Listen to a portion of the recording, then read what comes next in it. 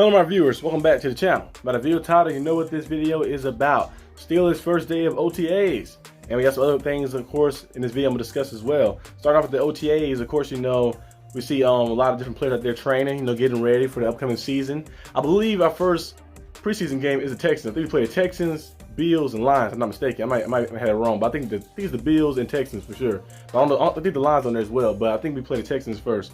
I could be wrong. Let me know in the comments down below. But we got 3 preseason games, of course. Every team got 3. They used to do 4 in the old days, but they switched it to 3 now. And they're trying to add another game in the season. So hopefully they don't do that. If they do that, they have to add another bye week. You got to. A mandatory bye week for everybody because the players are going to be able to last. You know, you're doing all these games. But seeing some of our players out there getting reps in and getting training in, you know, you see, of course, Justin Fields, where he got interviewed today. He mentioned something about competing. He said, hey, I know they said Russell Wilson's gonna be the first guy getting first reps in, but he said I'm not running away from competition. I'm gonna stay here. I'm gonna compete. I'm competing to try to play, and Russell Wilson know I'm competing as well too. He said I don't shy away from competition. I don't run away or being fearful or try to hide from competition. I want to compete at the highest level. He said I don't plan on just sitting around for the whole year. He said I want to go out there and play. So Justin Fields got that mentality going in, and that's going to push him even more. And it's going to push Russell Wilson even more to play better and train harder as well. So it's very good competition, friendly competition for the team like that, and that just makes everybody better when they have competition like that.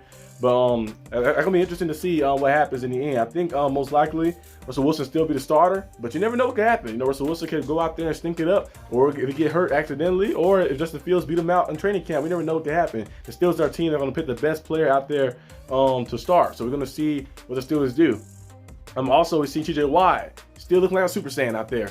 Going out there, we see him. Like, the video you see right here, he's just going out there and just throwing the little tackle rack thing. You know, usually those things usually be around what? 280 pounds? I think 280 pounds like that. Most of those the little things be around 200 plus pounds. They're just going out there throwing it like crazy. TJ Watt, of course, you know, he had the injury to he injured was his leg? It was his knee, right? He had the MCL sprain, I think so. So TJ Watt had the injury last year.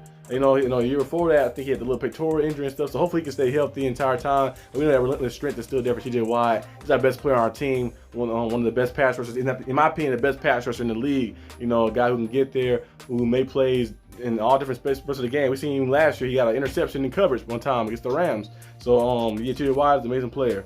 Also seen the O-line training, the O-line going out there and getting some reps in as well. They're looking pretty good too as well. As I mentioned before in the old video about the O-line, kind of taking a step forward. You know, the past 3 years they gotten better. You know, ever since kind of Big Ben left, they built the O-line up. It got better every year and year. So I think this year, adding of course Troy Fautanu and adding of course almost forgot Zach Frazier. Adding Zach Frazier as a center, adding those 2 pieces with Broderick Jones, with James Daniels, with Isaiah Malu, McCormick being another depth piece, Herbig as well. I think the O-line is finally getting to that point where it's going to be a game changing. You know, we want to be a run-first team, a run-dominant team, getting to the quarterback and running the football. So having an O-line that's athletic can get to the second level and make those blocks in the second level, those impact blocks down the field with a running back like Najee Harris and a guy like Jalen Warren who can go out there and be explosive. I think our team should be able to muster up some pretty good rushing yardage throughout the season. So we're going to see how that kind of plans out with us, especially with the new play calling of Arthur Smith, which I'm going to get into later as well.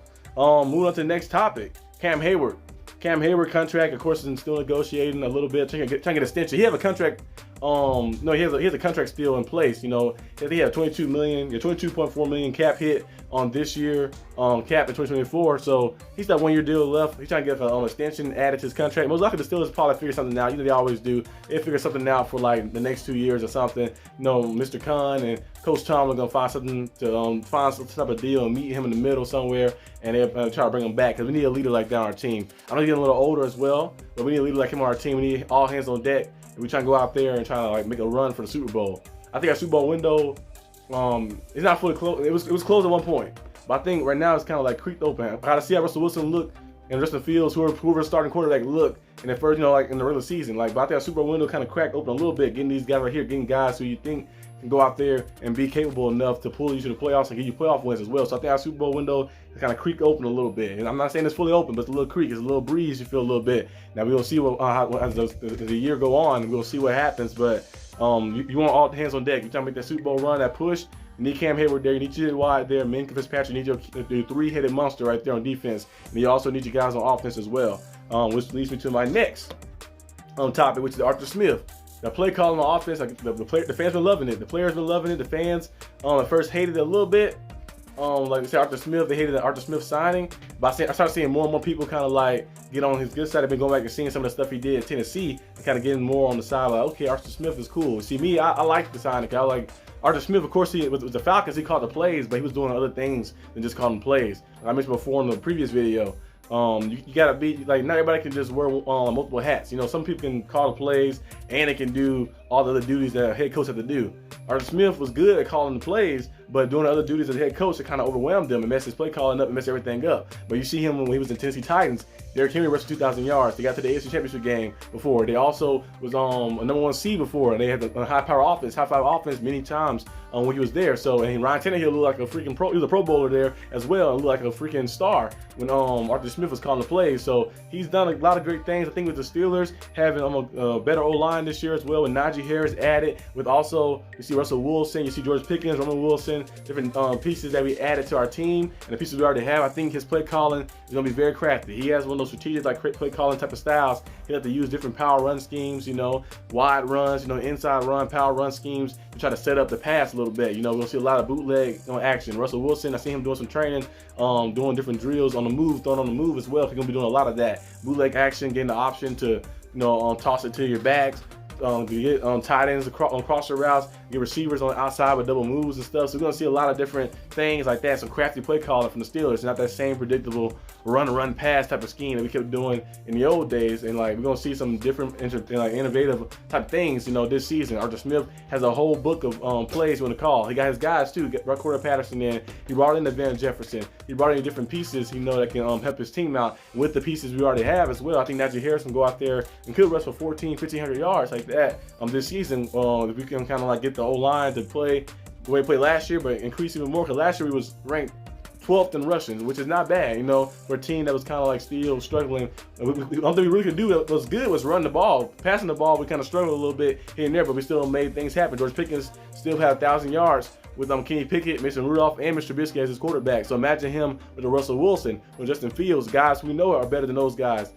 See how he go out there and do and how he go out there and perform. Pat Freiermuth, he can stay healthy. He's on a contract year as well. Najee Harris as well. So a lot of guys are on contract years. They're trying to get another deal, and they kind of give them a little edge, a little more fire to the season as well. Which they already have fire, of course, but even more fire trying to get that contract deal, that big deal. So we're gonna see some big time performances from our players. Our first game is the Falcons. Arthur Smith got a chance and opportunity to go out there to get some revenge on the Falcons. And then in week 2, we got another game too as well. Some more bulletin board stuff as well. Russell Wilson, the Broncos dropped you off. That's your chance to get revenge on them too as well. So the Steelers kind of got a chip on their shoulder going into this season.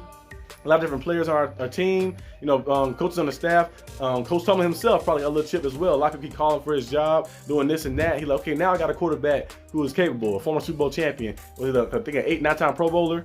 I think a 9-time Pro Bowler, future Hall of Famer in Russell Wilson. I got a young stud in Justin Fields. I'm gonna show you guys what I'm about. So we're gonna see my Coach Tomlin go out there and lead this team to victory. I'm hoping that we can get at least 12 wins. I think we could get 12 wins, you know, 11, 12 wins right there around that range. But I actually feel a little more confident entering the season because I trust the quarterback more. I trust the coaching, the play calling more as well. So we're gonna see a different look Steelers. This is the first day of OTAs.